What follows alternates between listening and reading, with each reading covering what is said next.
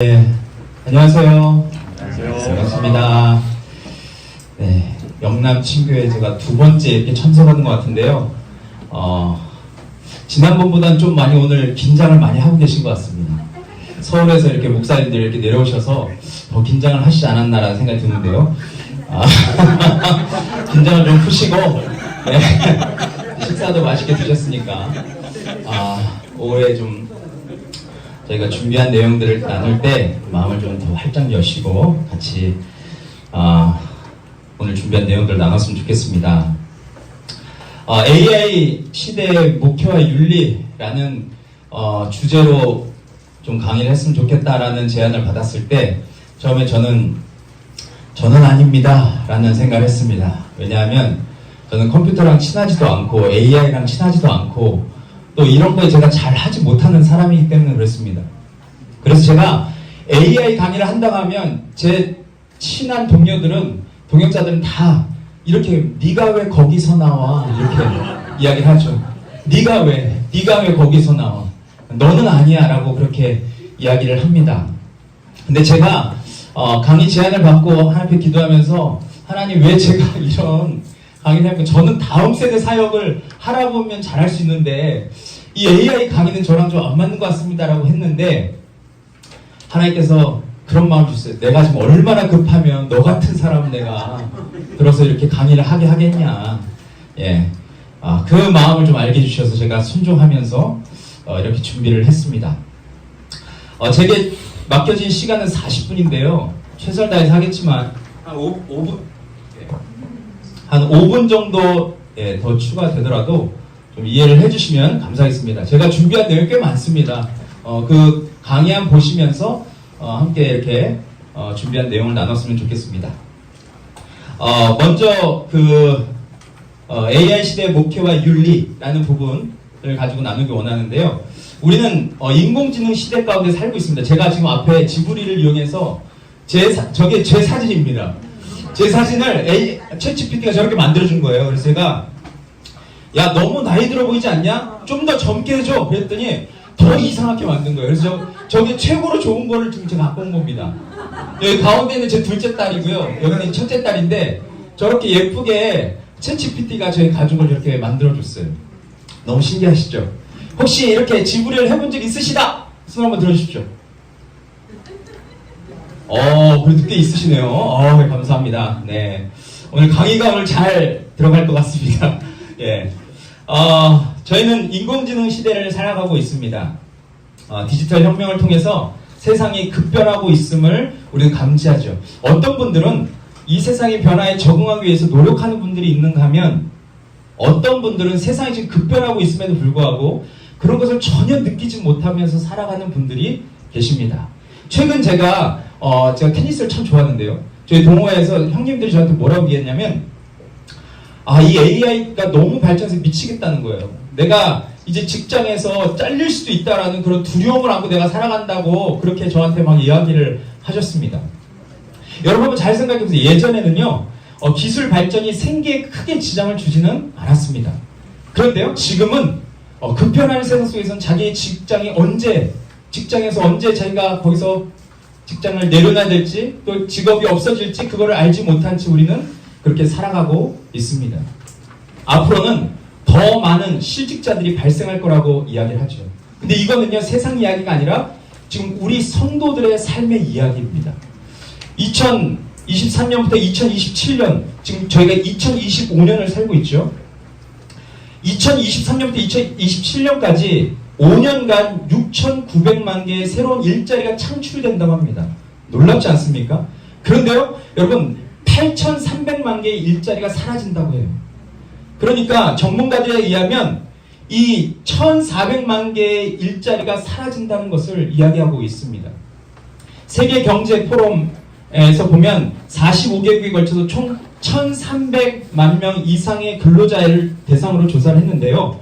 향후 5년 동안 모든 직업의 4분의 1이 인공지능과 데이터로 일자리가 변화된다라고 그렇게 이야기를 하고 있습니다. 여러분 그래서 시대의 흐름을 아는 사람들은 이제 자신의 일자리가 안전하지 않다는 것을 알고 있어요. 예전에는 전혀 갖지 않았던 불안감을 가지면서 그렇게 우리 성도님들이 살아가고 있다는 것입니다. 이렇게 세상이 급변하면서 예상치 못한 문제들이 발생되는데 일터에 관한 문제만이 아니라 사회 안에 다양한 문제들이 지금 수면 위로 드러나고 있음을 우리는 주시해 봐야 하는 것이죠.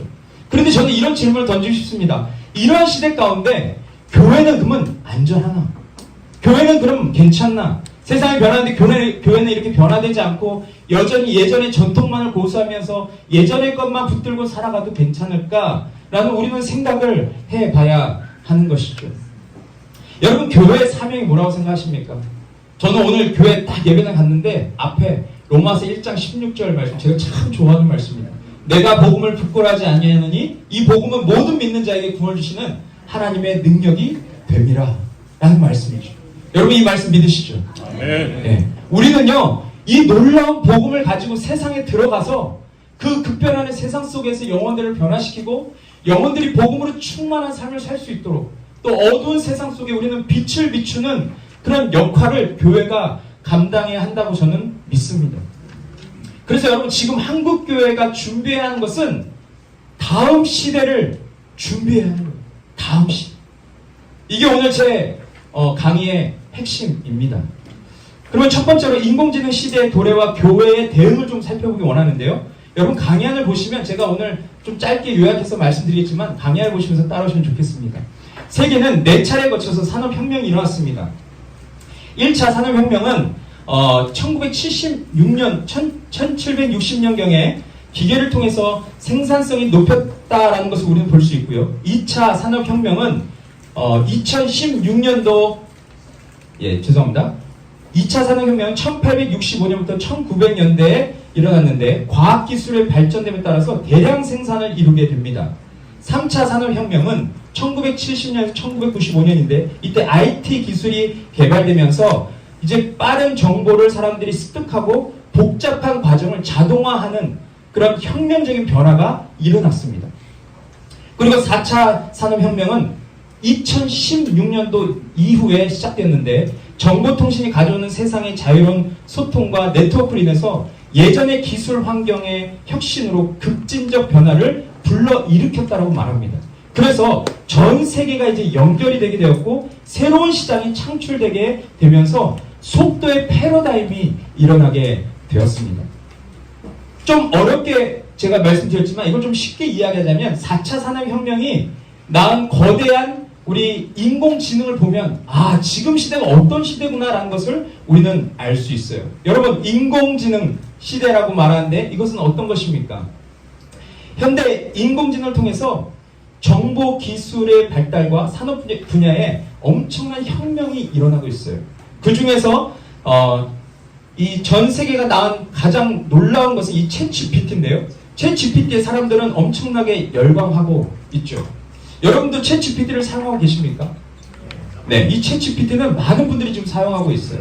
제가 조사해 보니까요, 챗GPT가 등장하고 난 후에 이전에 나온 인기 서비스의 모든 기록을 갈아치웠습니다. 어떤 기록을 갈아치웠냐? 이 챗GPT는 단 5일 만에 회원 100만 명을 모았어요.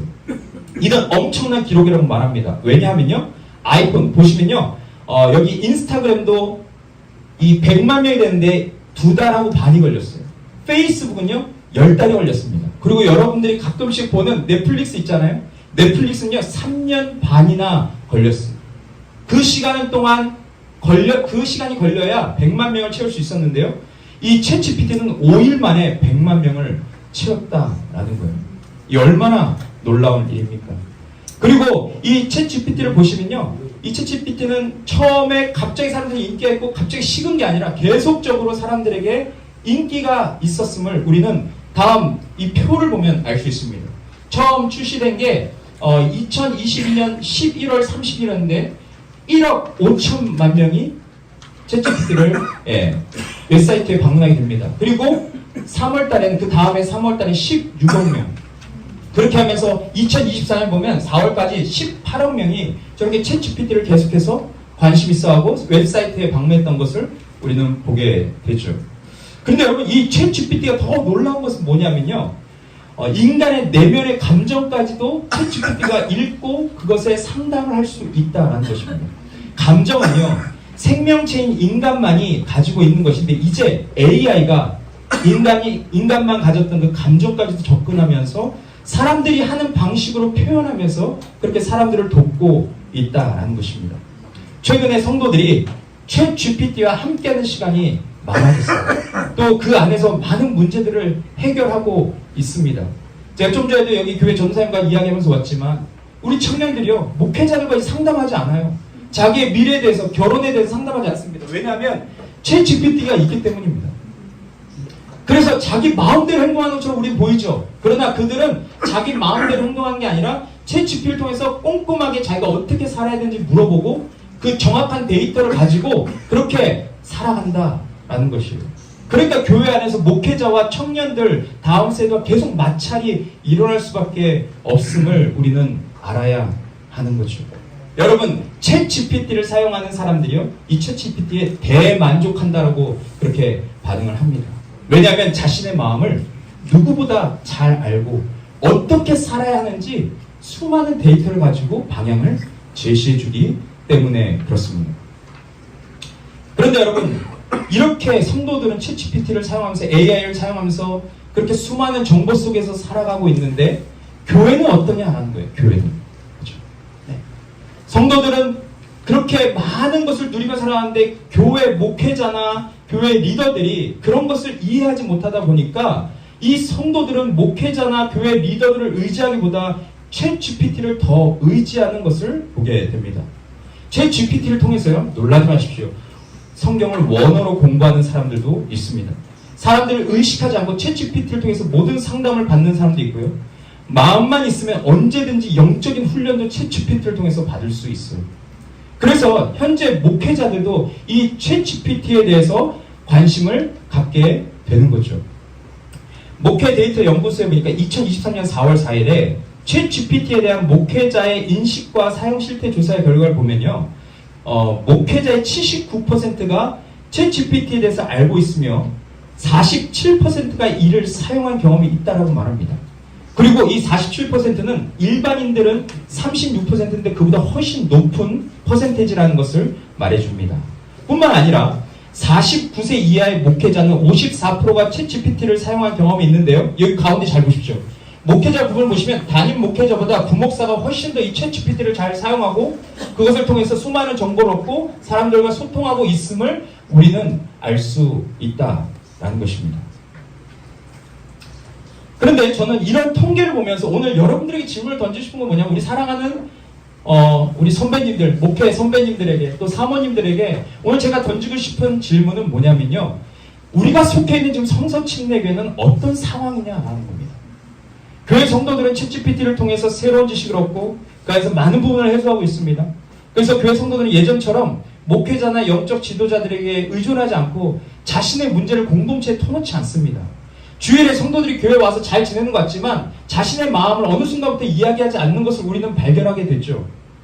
그래서 잘 보면 그들의 담임 목사는 교회에 있는 담임 목사님이 아니라 이거일 수 있어요. 주님 AI. 이 주님 AI가 실제로 그 사람의 담임 목사일 수 있다는 것을 우리는 생각해 봐야 합니다.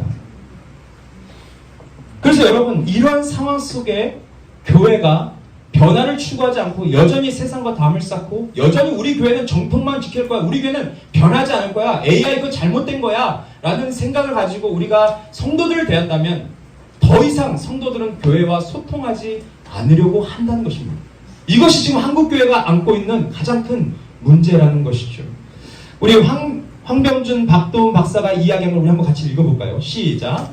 현대교회가 첨단 기술이 발육하는 부정적인 면으로 인해 소극적 자세를 대한다면 빠르게 변화하는 세상을 따라가지 못하고 세상으로부터 외면당하는 고전적인 종교로만 남을 것이다. 여러분, 이 말을 우리는 마음에 새겨야 합니다. 우리가 세상의 변화에 함께 변화를 추구하고 본질은 우리가 붙잡아야죠. 본질에는 일치를 해야죠. 그러나 비본질적인 것은 자유를 주는 것. 이 세상의 변화에 우리가 함께 맞춰가면서 그 안에서 복음을 녹여내려고 하는 그런 노력이 없다면 우리 교회는 저 말처럼 고전적인 종교로만 남게 될 것입니다. 두 번째는 인공지능의 가능성과 잠재적 위험을 좀 보면요. 예전에는요, 이런 걸로 정보를 찾습니다. 여기 제가 한번 좀 여쭤보겠습니다. 다음으로 정보를 찾으시는 분, 다음으로 메일을 보내시는 분. 네이버. 네, 좋습니다. 구글.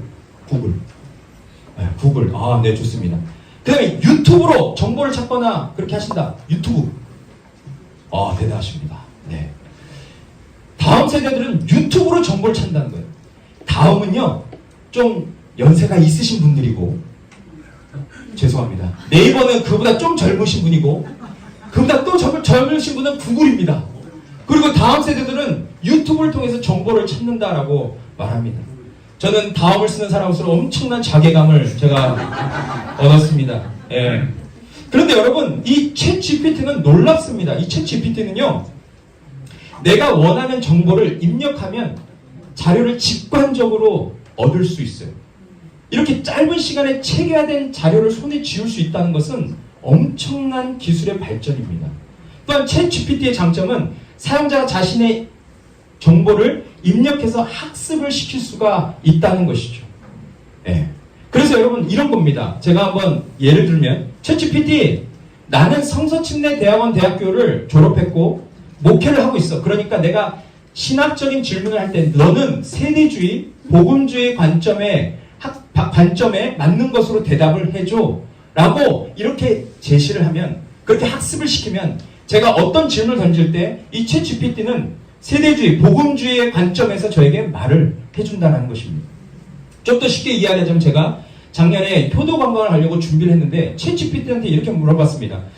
내가 우리 교회에 70세 이상 되는 어르신들을 모시고 제주도를 가려고 해. 그곳에 가서 어르신들이 제대로 걸으실 수 없으니까 이 걷는 동선이 짧은 구간으로 여행지를 정해주고 또 맛있는 맛집을 찾아서 2박 3일 계획을 짜줘 라고 했는데, 여러분 놀랍습니다. 1분도 되지 않아서 2박 3일 계획이 쫙 나온대요. 거기 있는 식당들은 맛집들이고 그것을 저한테 쫙 해서 바로 주는 거예요. 프린트해서 그것을 제가 어르신들에게 나눠줬더니 우리 목사님 최고라고, 어떻게 이렇게 계획을 잘 짜냐고 그러면서 저를 엄청 칭찬해 주는 거예요. 네. 여러분, 챗 GPT에 이러한 기능들이 있어요. 그러니까 여러분 한번 생각해보세요. 예전에는 이런 정보 검색을 사용할 때는 내가 시간과 노력을 들여도 정보를 얻을 수 있는 것도 얻지 못할 수 있는 것도 있었습니다. 그런데 이제는 챗 GPT를 통해서 내가 원하는 답을 정확하고 빠르게 얻을 수 있다면 여러분 누구나 이 챗 GPT를 사용하겠죠. 뿐만 아니라 이 챗 GPT는 이 개인화된 서비스에 최적화되어 있어요. 목사님들은 설교를 준비하고 세미나를 진행해야 하고 양육 프로그램을 만들어야 합니다. 이렇게 다양한 사역을 할 때 챗 GPT를 활용하면 필요한 정보를 손쉽게 얻을 수 있습니다. 예를 들어서 그냥 이런 건데 좀 충격적이지만, 내가 오늘 시편 1편 가지고 1편 1절을 가지고 내가 3대지로 설교를 하려고 해. 20분짜리 설교를 네가 만들어줘 라고 하면 챗 GPT는 쫙 만들어줍니다. 예화까지 넣어서 만들어줍니다. 네. 그리고 내가 이런 지금 세미나를 해봤는데 거기에 대한 개요를 네가 좀 만들어줘 라고 하면 개요도 쫙 만들어주고, 모든 프로그램 그리고 상담 교재, 다양한 정보들을 챗 GPT를 통해서 우리는 손쉽게 얻을 수 있다는 것입니다. 더 충격적인 건 제가 이번 주에 활용했는데요. 제가 그래도 영남 친교회 AI 세미나를 하러 가야 되지 않습니까? 그래서 제가 저희 교회 이제 PPT를 사용해서 설교를 할 때 이 엘리야가 그 갈멜산에서 바알 선지자들과 이제 450대 1로 싸울 때 이 물을 붓는 거, 12통에 물을 붓는다고 말하거든요, 성경은. 그 물을 붓는 사진을 찾으려는데 구글로 아무리 찾아도 없는 거예요. 그래서 제가 어떻게 했겠습니까? 바로 챗 GPT를 열고 내가 오늘 엘리야에 대해 설교하려고 하는데 갈멜산에서 제단에 물을 붓는 장면이 나와. 그것을 좀 실감나게 그려줘. 했더니 엄청나게 멋있는 그림을 그려주는 거예요. 이따가 이수동 목사님께서 그 실습을 하실 겁니다. 그때 한번 꼭 물어보십시오. 그러면 1분도 안 돼서 진짜 노인이 다 거기다 물을 붓는 장면을 챗 GPT가 만들어줍니다. 별로 안 놀라우십니까? 엄청 놀라운 건데요. 예. 뿐만 아니라 우리가 이제 국내 사역이나 해외 사역까지 잘 감당할 수 있는 이유가 여기 있습니다. 예전에 해외 사역할 때 가장 큰 어려움이 무엇이었습니까? 바로 언어 문제였습니다. 언어가 힘들었죠. 그러나 이제는 한국말로 설교 원문을 챗GPT에 넣고 이거 영어로 번역해줘 딱 하면 바로 번역해줍니다. 그거 가지고 가서 그냥 영어 잘 못 읽어도 그냥 읽으면 알아듣습니다. 네. 그렇게 사용을 할 수 있게 되었어요. 더 중요한 거는, 더 놀라운 거는 이 챗GPT한테 이렇게 주문합니다. 지금 내가 한국말로 이제 말할 거야.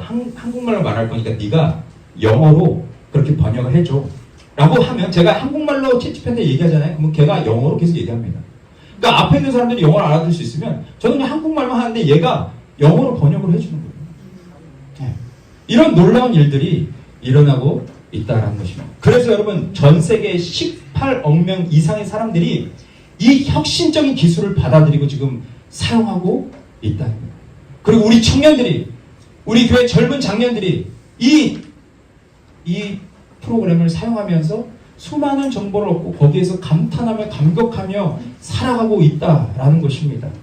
그런데 여러분, 이 AI가 우리에게 많은 것을, 우리에게 긍정적인 많은 것을 주지만 또한 부정적인 요소들이 많이 있습니다. 그 중에 첫 번째는 무엇을 말할 수 있냐면, 저는 AI를 의존하는 사람들이 너무 많아지고 있다라는 것입니다. 이 절대적인 의존이라는 것을 우리는 확인해야 하는 거예요. 여러분, 교회에 있는 성도들이 저 AI를 절대적으로 의존하고 있다면 여기 우리는 말씀으로 그들을 도와줘야 할 의무가 있다고 저는 생각을 합니다. 챗GPT를 의존해서 모든 것을 다 챗GPT한테 물어보십니다.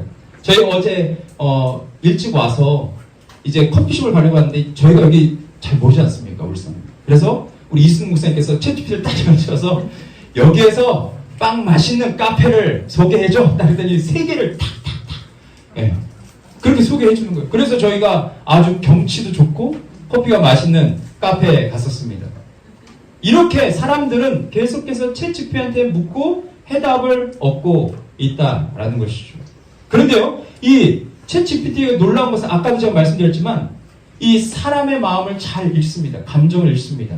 그리고 그에 따른 명쾌한 대답을 해주고 있어요. 근데 한번 잘 생각해보세요. 우리 성도님들이 예전에는 같이 온기를 느끼면서 서로 어려움을 하고 마음에 있는 걸 나눴어요. 근데 그렇게 교제하기를 꺼려하는 사람도 있잖아요. 부끄러워하고 자기 것을 꺼내기 힘들어하고. 이런 사람들에게 챗GPT는요, 구원자 같은 느낌을 받게 되는 것입니다. 그러니까 여러분, 지금 앞으로 계속 문제가 되는 것은 어떤 것입니까? 챗GPT를 너무나도 의지하다 보니까 사람들은 점점 공동체로 모이지 않고, 공동체 와서도 마음에 있는 것을 나누지 않고, 점점 가정 공동체와 교회 공동체와 세상 공동체가 점점 약화되고 있음을 우리는 보게 되는 것입니다. 관계가 붕괴되고 사람들은 더 개인 이기주의적인 그런 삶을 살 수밖에 없는 구조로 지금 세상은 가고 있다는 것을 우리는 볼 수 있죠. 이렇게 인공지능을 의지하다 보면요, 영화 아이로봇 여러분 보셨습니까? 이 아이로봇에 윌 스미스가 이런 말을 합니다. 엄청나게 유명한 대사인데요. 어떻게 로봇이 완벽할 수 있어요? 그 망할 놈의 로봇들이 어떻게 인간보다 낫다는 거냐고 이렇게 이야기를 합니다. 근데 여러분, 이 말은요, 그 안에 엄청난 의미를 내포하고 있습니다. 이 말은 인간들의 삶에서 뭔가 중요한 것이 뒤바뀌어 있음을 말해주고 있어요. 우리가 세상에서 정말 의지해야 할 대상, 우리가 붙들어야 할 대상을 붙잡지 아니하면 한순간 인공 로봇이나 그런 인공지능을 통해서 인공지능을 의지하며 살아갈 수밖에 없다는 것을 우리는 기억해야 하는 것입니다. 두 번째 위험은요, 사고하는 능력이 약화됩니다. 여러분, 이것은 우리가 예상할 수 있죠. 우리가 위에서 나눈 것처럼 챗GPT는 엄청난 혁명을 일으켰지만 잘못 사용했을 때는 인간의 사고를 멈추게 만듭니다. 자신이 원하는 정보가 사소한 것이든 매우 심오한 것이든 입력만 하면 결과물을 얻을 수 있어요. 이러한 챗GPT의 장점은 엄청나지만 사실 인간은 손쉽게 정보를 얻을 수 있기 때문에 사고하고 답하는 능력을 잃어버릴 수 있다는 겁니다. 좀 전에 제가 서론에서 제 딸들을 보여드렸는데 저에겐 2딸이 있습니다. 근데 저의 자녀들에게 언제 챗GPT를 소개해줘야 될지 고민하고 있어요. 물론 아이들이 사고하고 분별력이 있는 상태가 되면 인공지능 서비스를 사용할 수 있게 하겠죠. 하지만 책을 읽고 다양한 생각을 하면서 지성을 키워야 하는 아이들에게 챗GPT는 부정적인 요소가 더 많지 않나라는 생각이 앞섭니다. 최근 지성인들이 모여있는 대학교, 이건 이제 부산대학교를 제가 찾아봤는데요. 부산대학교 AI 활용 가이드라인을 보면 여기에 6가지가 나옵니다. 지성, 다양성, 책임성, 공공성, 인간성, 창의성, 여기에 준하는 그런 지성인을 우리가 키워내자라는 것입니다. 그런데 여기 보면 다 뭐가 들어가 있냐면 AI가 들어가 있어요. 교수할 때, 학습할 때 AI를 활용하는 것을 원칙으로 한다라고 그렇게 부산대학교는 발표를 했습니다. 그래서 여러분, 대학교에서 챗GPT를 통해서 대학생들이 마음껏 정보를 찾고 거기서 그것을 활용해서 그렇게 지성을 쌓아가죠. 근데 최근에 들은 이야기는 하버드의 김명하 교수님도 이 챗GPT 때문에 너무 힘들다라는 이야기를 하셨다는 거예요. 근데 그 대학교에서 어떤 힘듦들이 있을까요? 이 자료를 보시면요. 여성경제신문에서 나온 자료인데 제가 한번 읽어보겠습니다. 이렇게 돼 있어요. 영어 논문 번역이나 자료 검색은 기본이고 리포트 작성도 챗GPT가 담당하는 사례가 많다. 서울의 한 사립대 공대 B 교수는 잘 들으십시오. 챗GPT의 문장까지 그대로 복사해 제출하는 학생도 있다며 예상은 했지만 너무 자연스럽게 활용하는 모습에 당황스럽다라고 말했습니다. 챗GPT가 숙제를 해주는 거예요. 그냥 1분 만에 숙제해가지고 그냥 제출하는 겁니다. 이 책 요약해줘 하면 그냥 따라락 나오니까 그거 그냥 복사해가지고 붙여가지고 앞에 이름만 딱 유병현 딱 써가지고 제출한다는 거예요. 밑에 보십시오. 학생들은 챗GPT 사용이 불가피하다면서 입을 모은다. 서울의 한 사립대 영문과 3학년 조모 씨는 다들 쓰는데 나만 안 쓰면 뒤처지는 느낌이라며 학점 경쟁까지 고려하면 더더욱 그렇다라고 말했다는 거예요. 그러면서 그 다음 보십시오.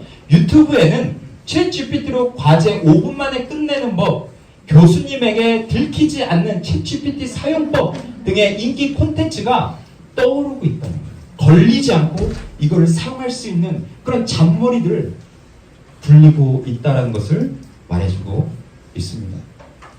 여러분, 그런데 세상은 대학생들에게 무엇을 기대할까요? 그들이 비판적인 사고를 하면서 옳고 그른 것을 구별하는 지성인들이 되기를 원하지 않을까요? 하지만 지금 대학생들은 현대 문명을 이용해서 이렇게 쉽고 빠르게 문제를 해결하려고 한다는 거예요. 그러다 보니 그들에게 있어서 가장 큰 어려움은 사고하고 문제를 해결하는 능력이 떨어지는 것입니다.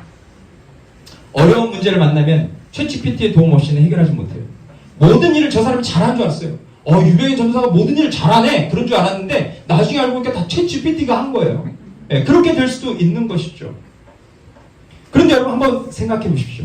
만약에 챗GPT를 사용할 수 없는 상황이 된다면 어떻게 될까요? 이렇게 챗GPT만 의지하며 살았던 사람이 이제는 챗GPT를 사용할 수 없어요. 네. 그러면 어떻게 될까요? 스스로 아무것도 할 수 없는 무력한 존재가 되지 않을까라는 생각이 듭니다.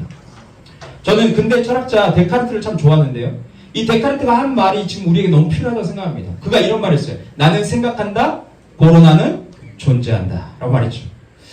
데카르트는 더는 의심할 수 없을 정도의 분명한 것만이 참이라고 말했던 그런 철학자였습니다. 그런데요, 그는 이 종교 전쟁 시대 때 나라가 어수선할 때 그가 했던 것은 뭐냐면 끊임없이 의심하고 확실한 진리를 탐구하는 데 힘썼다라고 그는 이야기를 합니다. 그런데 지금 저희도 마찬가지죠. 이 종교 전쟁 시대와 지금 디지털 혁명 시대는 다를 게 없다라고 저는 생각을 합니다. 이런 디지털 혁명 시대에 무엇이 옳고 그른지를 분별하기 어려운 이런 시대 가운데 우리는 어떻게 해야 되는가? 우리에게 주어진 상황을 맹목적으로 그냥 받아들이는 것이 아니라 우리는 계속해서 데카르트처럼 의심하고 진리를 탐구하는 그런 자세가 우리 목회자들에게, 우리 성도들에게 지금 너무 필요하다라고 저는 생각을 합니다. 이런 목회 현장에서 인공지능 관련 윤리적 쟁점을 좀 몇 가지를 좀 소개하려고 하는데 첫 번째는요, 하나님과의 관계에 세우는 것입니다. 윤리적 요청의 첫 번째이자 근거는 하나님과 인간의 관계에서 시작한다라고 했어요. 아까 유봉 목사님께서 그 부분을 이야기하셨는데요. 하나님 처음 인간을 어떻게 창조하셨습니까? 우리 너무 잘 알죠. 하나님이 자기 형상, 곧 하나님의 형상대로 사람을 창조하셨다라고 성경은 말해요. 성경에 의하면 인간은 하나님의 형상대로 창조되었고 하나님의 모습을 반영하는 유일한 존재입니다. 그러니까 우리는 하나님을 세상에 드러내는 유일한 거울인 거죠. 네. 그런데 하나님께서 창조하신 인간에게 명령하신 것인데 우리가 너무나 잘 아는 첫 번째 무엇입니까? 하나님을 사랑하고 이웃을 사랑하는 것. 구약에 보면 10계명의 것이 나와있죠. 우리 10계명 잘 아시죠? 같이 한번 읽어볼까요? 시작. 네. 우리 목사님들은 너무 잘 아시지만 우리 사모님들에 대해서 제가 좀 쉬운 버전을 바꾸겠습니다. 첫 번째, 너는 나 외에 다른 신들을 내게 두지 말라. 그죠? 1번부터 4번까지 계명은 하나님 사랑입니다. 그리고 5번부터 10번까지 계명은 이웃 사랑이라고 말하죠. 근데 이것을 구약에만 말하고 있는 것이 아니라 예수님도 신약에서 동일하게 강조하셨어요. 마태복음 22장 37절부터 40절 보면 예수께서 이르시되 내 마음을 다하고 목숨을 다하고 뜻을 다해 주 너의 하나님을 사랑하라 이렇게 말씀하셨어요. 그 다음 뭐라고 말합니까? 내 이웃을 내 자신과 같이 사랑하라. 이 두 계명이 온 율법과 선지자의 강령이라고 그렇게 주님이 말씀하셨어요. 여러분, 우리는 예수님께서 말씀하신 이 계명을 받은 자로서 마땅히 하나님을 사랑하며 살아가야 됩니다.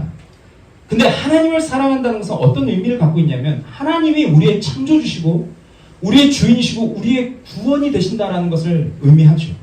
하지만 여러분, 인공지능 시대의 인간은요, 이 말씀을 잘 들어야 되는데요, 스스로 창조자가 되는 위치에 놓인다는 거예요.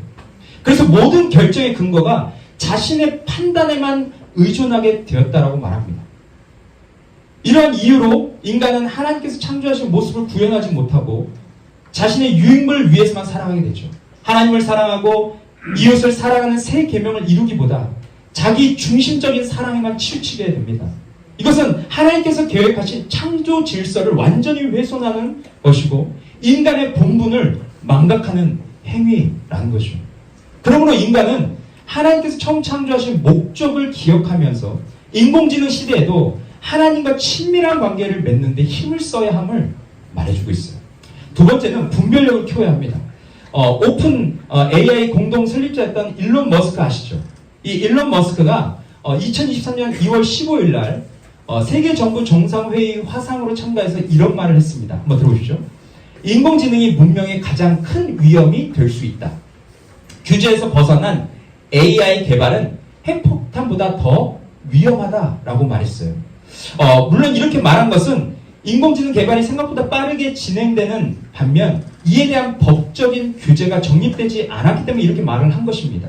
하지만 저는 지금 목회자들에게 이 말이 필요하다고 생각해요. 챗 GPT는요, 목회자들에게 핵폭탄보다 더 위험한 도구가 될 수 있다라고 저는 생각해요. 물론 제가 위에서 계속 말씀드린 것처럼 목회자들에게 챗 GPT는 엄청난 자료를 제공해주고 설교 아이디어를 제공해주고 성경 해석의 새로운 관점을 주고 또 설교를 준비하는 시간을 굉장히 단축시켜줍니다. 그럼 여러분, 목회자들이 설교 시간이 단축되면 뭘 합니까? 나가서 취미생활 합니까? 영화 봅니까? 아니죠. 그 시간을 사용해서 못한 신방을 하고 교제를 하고 양육에 더 많은 시간을 사용할 수 있다라는 것입니다. 이처럼 챗GPT의 이 챗GPT를 사역의 도구로 활용하면 매우 유익한 면은 사실이지만 위에서 언급한 것처럼 이 목회자가 이 챗GPT만 의존을 하면 말씀을 연구하지 않고 기도하지 않고 챗GPT가 만들어준 원고를 가지고 설교를 하고 영성 관리를 하지 않는 그런 목회자가 될 수 있다는 거예요. 그러면요, 그런 목회자는 어떤 목회자입니까? 사모님들, 그런 목회자는 어떤 목회자입니까? 하나님의 종이 아니라 누구의 종입니까? 챗GPT의 종이 될 수 있는 거죠. 또한 챗GPT에 길들여진 목회자는 목회자의 본분을 망각한 채 세상에서 선한 영향력을 당연히 발휘할 수 없어요. 마치 사울 왕이 하나님의 말씀에 불순종했을 때 그가 하나님께 버림받은 것처럼 어느새 설교자들이, 목회자들이 영성과 지성을 잃어버린 목회자로 전락할 수 있다는 것이죠. 그래서 앞으로 목회자들에게는 더 높은 윤리적 도덕성이 요구됩니다. 아무리 유용한 도라 할지라도 윤리적인 부분에 문제가 발생된다면 목회자에게는 굉장히 치명적인 문제로 작용될 수 있어요. 그래서 저는 이 말을 우리가 함께 읽기를 원하는데 한번 같이 읽어볼까요? 시작! 설교자들이 설교를 잘하는 방법만큼 잘 사는 방법도 배워야 한다. 리차드 백스터가 이렇게 얘기했습니다. 설교자들이 how to preach well, 설교를 잘하는 방법만큼 how to live well, 잘 사는 방법을 배워야 한다는 거예요. 설교자의 그 삶, 그 모습, 말하고 행동하는 그 삶이 얼마나 중요한지 우리에게 다시 한번 깨닫게 해주는 부분이 아닌가라는 생각이 듭니다. 세 번째는 AI 기반 목회 상담의 한계성과 위험인데요. 아까도 말씀드린 것처럼 사람들이 AI에 의존하고 AI를 통해서 많은 상담을 받고 있습니다. 최근에 제가 함께 양육하고 있는 신혼부부가 있는데 그 부부는요 결혼하자마자 엄청 싸워요. 매일매일 싸워요. 매주 한 번씩 저희 집에 만나서 오후 4시부터 저녁 11시까지 저녁 밥까지 먹고 교제하는데 계속 싸웁니다. 그래서 한 2시간 정도 그들이 이야기를 듣고 그러다가 이제 양육 한 1시간 반 하고 그리고 밥 먹고 또 그들의 얘기를 또 듣고 계속 이거 반복이에요. 매주 반복입니다. 근데 그 자매님이 너무 열불이 나서 죄송합니다. 열불이 나가지고 그 남편에 대한 것을 챗GPT한테 물어봤다는 거예요.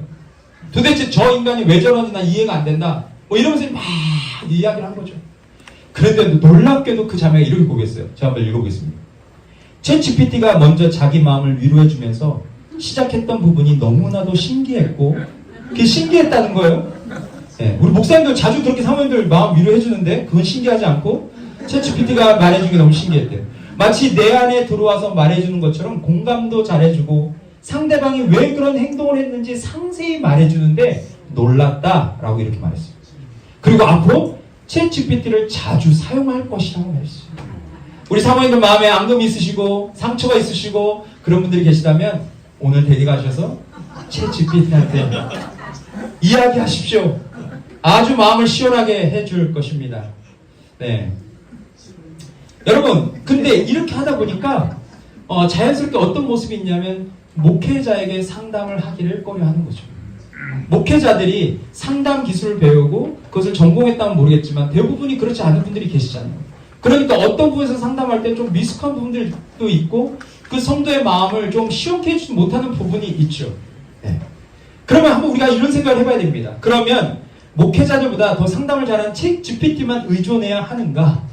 저는 그렇지 않다라고 말하고 싶어요. 왜냐하면요, 여러분 한신대 교수님 중에서 권명수 교수님이 이런 얘기를 했는데요. 우리 이것도 한번 같이 읽어볼까요? 시작. 아무리 고도에 발달된 인공지능의 기능을 지닌 로봇이라 하더라도 기계가 인간이 겪은 과거의 역사적 경험에서 오는 상황에 대한 경험의 차이를 이겨내기 힘들다라는 거예요. 아멘이시죠? 네. 권명수 교수가 강조했듯이 챗GPT가 목회적으로 도움을 줄 수는 있어요. 하지만 목회에 있어서 가장 큰 부분을 대체할 수는 없음을 인지해야 한다는 겁니다. 성도들의 아픔과 고통을 깊이 공감하고 그들의 문제를 함께 해결할 수 있도록 돕는 것은 영적인 리더고 교회 공동체라는 겁니다. 위에서 언급한 신혼부부도요. 그들의 문제가 컸지만 함께 교제하고 말씀으로 도우면서 그들이 주님 앞에서 깨지고 서로를 이해하고 받아주면서 둘이 완전히 화합돼서 지금은 너무나도 하나 돼서 잘 사는 모습을 공동체에서 보게 됩니다. 이렇게 챗GPT가 할 수 없는 것을 공동체는 할 수 있다라는 거예요. 그래서 여러분 아무리 챗GPT가 발전했다 할지라도 사람의 문제를 돕고 해결할 수 있는 것은 영적인 공동체와 사람과의 관계를 통해서 이루어진다는 것을 우리는 기억해야 하는 것입니다. 그러므로 여러분 인공지능을 의존하느라 목회자와 공동체의 역할을 잊지 말아야 함을 우리는 계속해서 성도들에게 가르치고 가르쳐야 하는 것입니다. 네 번째는 출처를 확인하기인데요. 챗GPT를 통해서 많은 정보를 목회자들이 얻습니다. 그런데 너무나도 안타까운 것은 많은 정보를 얻지만 그 정보의 출처나 그것이 어딘지 확인하지 않고 그냥 쓰시는 분들이 있어요. 그냥 컨트롤 C, 컨트롤 V를 눌러서 사용하시는 분들이 있습니다. 그런데 여러분 여기에 오류가 있는 거예요. 뭐냐 하면 챗GPT는 거짓말을 할 때가 있어요. 네, 이런 얘기 처음 들으셨습니까? 네, 아까 우리 유봉원 목사께서도 말씀하셨는데 챗GPT가 거짓말을 할 때가 있습니다. 그러면 왜 챗GPT가 거짓말을 할까요? 그것은 처음 개발자들이 100% 확실하지 않아도 그럴듯한 대답을 하도록 설계했기 때문에 그렇습니다. 그래서 나타나는 문제는 챗GPT가 자신이 틀린 것을 말하고 있는데도 자기가 틀린지도 모르고 계속 말을 해요. 네. 그것이 가장 큰 문제라고 이야기할 수 있죠. 이러한 상황을 전문 용어로 환각이라고 말합니다. hallucination이라고 하는데요. 이 문제가 여전히 해결되지 않았어요. 제가 한 예로 이 환각에 대한 예를 들자면요. 이 전래동화 콩쥐 팥쥐 아시죠? 이 콩쥐 팥쥐에 대해서 챗GPT 때 이렇게 물어봅니다. 내가 지금 콩쥐 팥쥐에 대해서 조금 알고 싶은데 이 콩쥐 팥쥐에 대한 것 좀 내게 알려줘, 말해줘, 어떤 내용인지 말해줘 이렇게 하면 챗GPT가 이렇게 얘기하는 거예요. 두 마리의 쥐가 서로 협력을 해서 어려움을 이겨낸 이야기입니다. 이렇게 말해준다는 거예요. 네. 이게 할루시네이션의 예입니다. 근데 여러분 이러한 문제가 굉장히 많다는 것을 우리는 종종 발견하게 됩니다. 그래서 만약 이 사용자가, 목회자가 무분별하게 이것을 사용했다가 나중에 그 정보에 대한 책임을 묻는다면 여러분 목회자는 그 책임을 피할 수가 없는 상황이 될 수 있다. 그래서 저는 이 부분을 꼭 강조하고 싶은데요. 우리가 빅데이터를 굿데이터로 바꾸는 그런 훈련을 우리는 스스로 해야 하는 것입니다. 제가 몇 분까지 하면 될까요? 거의 다 온 것 같은데요. 예, 그래서 제가 그 목회자들에게 요구되는 역량 4가지를 좀 말씀드리자면요. 첫 번째는 영적인 통찰력을 가져야 된다. 성경이 말하는, 성경이 기반하는 내용을 가지고 우리가 무엇이 옳고 그른지를 분별해야 된다라는 것을 말하고 싶고요. 두 번째는 지속적인 영성 훈련을 해야 된다라고 말하고 싶어요. 교재 17페이지 좀 보십시오. 교재 17페이지 세 번째 줄 위에 보시면요. 거기 물론이라는 부분이 나옵니다. 예. 죄송하지만 우리 사모님 중에 한 분이 좀 읽어주시면 좋겠습니다. 물론 과학기술의 발전이 거기입니다. 17페이지 예, 밑에서 맨 밑에서 세 번째 줄 위에 있습니다. 물론 과학기술의 발전이 종교의 실패를 이어질 수 있을 것이라는 전망도 있지만 이는 종교계가 앞으로 어떻게 대처하느냐에 달려있다. 인간이 하는 일을 기계가 대체하게 되면 인간에게는 시간적 여유가 많아질 것이고 이는 인간의 본질에 대한 관심을 보여줄 것이다. 사람들은 우리가 누구이며 어디에서 와서 어디로 가는지 죽음 이후에는 어떻게 되는지 등의 관심도는 지금보다 증가할 것이다. 그러므로 목회자와 교회는 이 일에 영적으로 도울 수 있는 준비를 합니다. 아멘. 이 말이 좀 이해가 되십니까? 예. 그래서 점점 더 사람들은 고립감을 느끼고 외로움을 느끼고 그런 사람들이 점점 많아진다는 거예요. 직장을 잃고 어려움을 겪으면서 그런 사람들을 우리가 효과적으로 도울 수 있는 그런 영성을 준비해야 한다라고 말합니다. 세 번째는 공동체 중심의 목회인데요. 이거는 지용근 대표님께서도 지난 친교 때 말씀하셨지만 정말 소그룹이 너무 중요해요.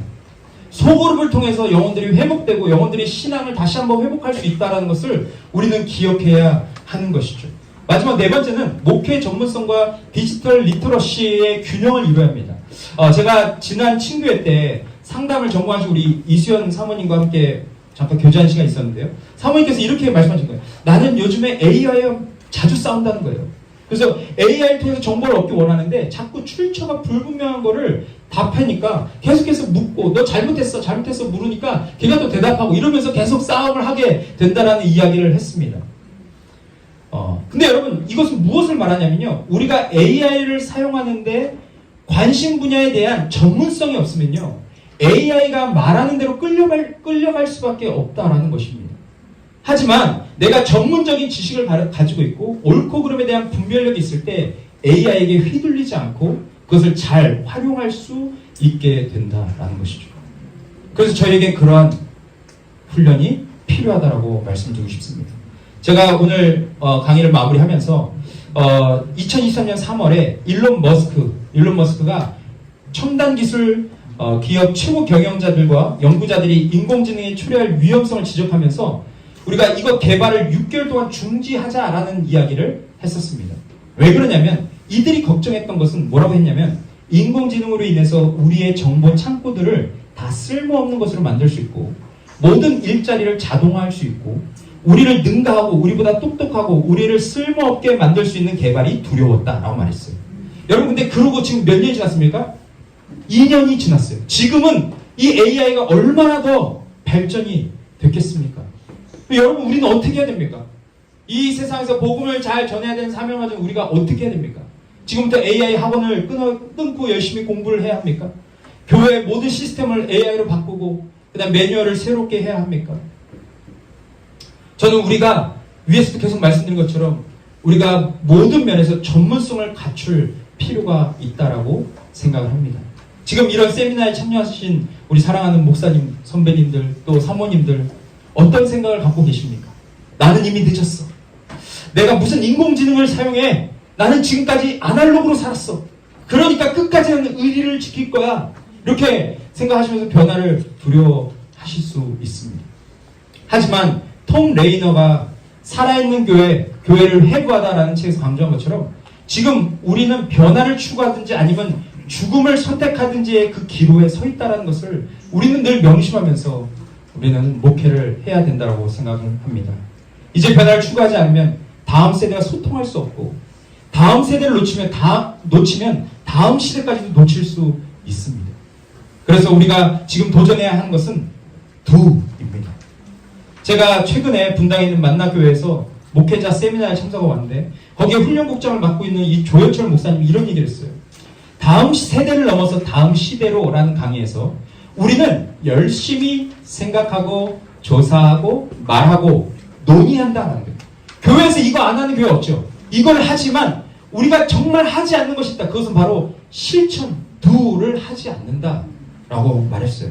아무리 좋은 세미나를 듣고 아무리 AI에 대해서 들어도 여러분이 이것을 실천하지 않으면 이것을 교회 안에서 이 위험과 심각성을 깨닫지 않고 그리고 성도들을 계속해서 예전 방식으로 대한다면 이제 교회는 점점 더 어려워질 수밖에 없고 아까 말한 전통적인 교회에 머물러서 이제 성도들은 다 시대를 준비하는 교회로 떠날 수밖에 없음을 우리는 기억했으면 좋겠습니다. 마지막으로 미국의 메가처치가 된 미국에서 가장 큰 교회로 소문난 라이프 교회라는 교회가 있습니다.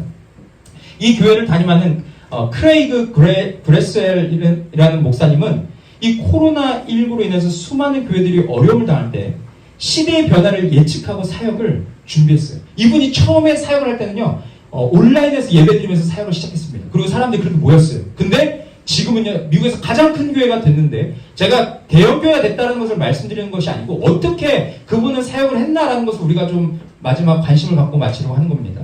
이분이 이런 얘기를 했어요. 우리 마지막으로 좀 같이 한번 읽어보겠습니다. 시작. 코로나 이후 다른 교회처럼 서둘러 온라인 사역으로 전환할 필요 없이 기존에 운영했던 채널을 이용할 수 있었다. 다음 세대를 생각하는 게 아니라 다음 시대를 생각하며 준비했던 일들이 현재 다음 세대의 부흥도 가져올 수 있는 계기가 되었다. 다음 시대를 준비하니까 그 다음 시대를 준비하는 교회를 통해서 다음 세대들이 들어오게 되고 그 교회가 점점 건강하게 성장했음을 우리에게 말해주고 있는 것입니다. 저는 지금 이 말을 우리가 꼭 들어야 된다고 생각합니다.